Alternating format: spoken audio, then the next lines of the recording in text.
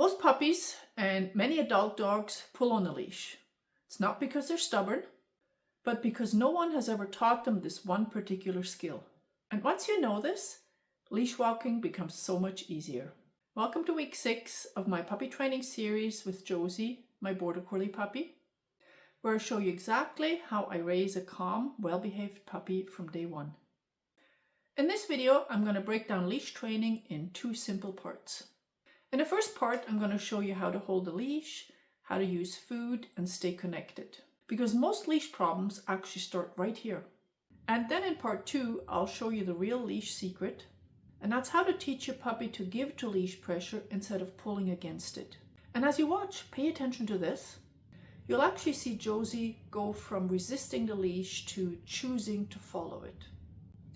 I'm Gisela Grieser. I'm a professional dog trainer and behavior consultant. And I'm all about teaching dogs to make better choices. So let's start with part 1, because if you skip this step, leash walking will always feel like a struggle. So let's get started with how to handle the leash.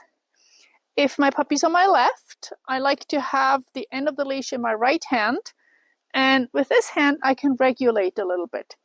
And by having this hand loosely on the leash, I can prevent her from going behind me or going too far ahead. But this is just loose to regulate. If I want to give her a piece of food, I let go of this hand and always feed with the hand that's close to your puppy. There. It's a lot easier to reach down than reach across. And if she was walking, that would encourage her to come in front of me. And what we're trying to achieve with leash walking is that your puppy walks in a parallel path to you and not, intersecting all the time. So I'm just going to try to do a bit of a circle here and we'll see how this goes. Okay? Yep. Good girl. Very nice.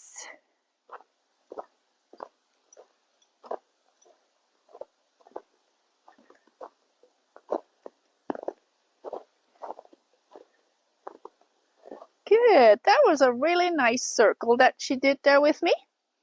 Notice how I maintain a connection with her. If I look straight ahead or even look where I'm going too much, then that often encourages puppies to go behind your back. So it's just a matter of kind of turning your head a little bit to the side of your puppy so you can use your peripheral vision to see what they're doing. And that connection keeps them on the correct side. Josie, let's go. Good girl.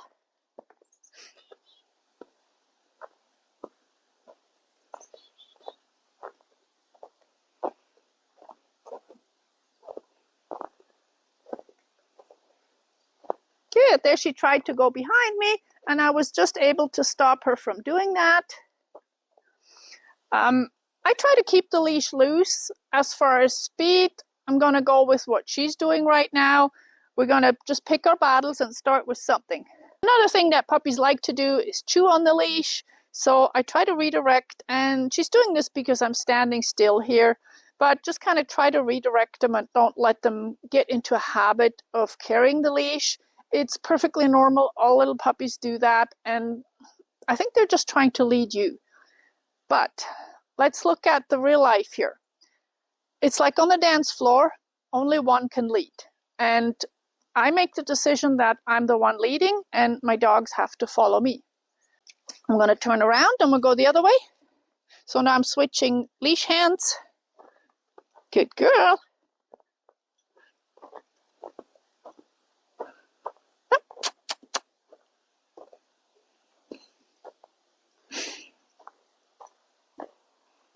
Good. Good girl. Good. And you can see there's still a bit of reluctance in following me, but this is just something that I'm going to start practicing with her more and more, where we just kind of have more training sessions rather than just getting from here to there the best we can.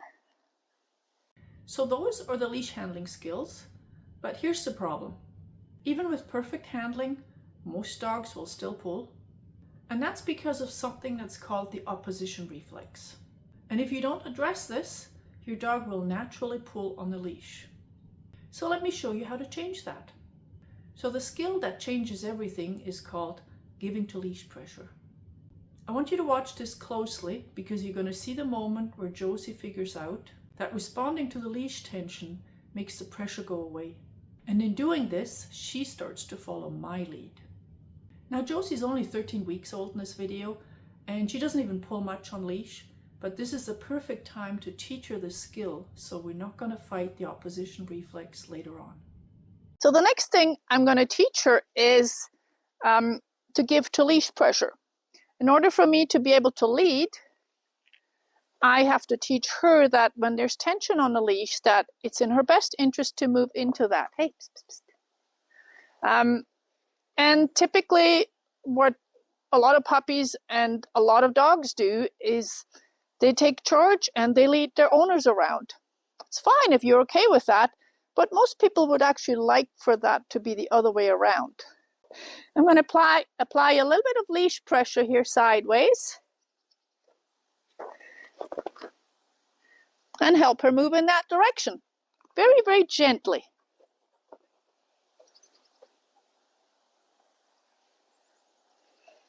So her first reaction is to anchor herself, sit. Resisting that is perfectly normal. Yes, good job. And there, as soon as she got up, as soon as she moved just a little bit in the direction of the leash pressure, I rewarded her. We're going to repeat that. Yes, good. I don't know if you could see that. She just moved her right front foot. That's okay. I'm all about tiny little steps. To go this way. Yes.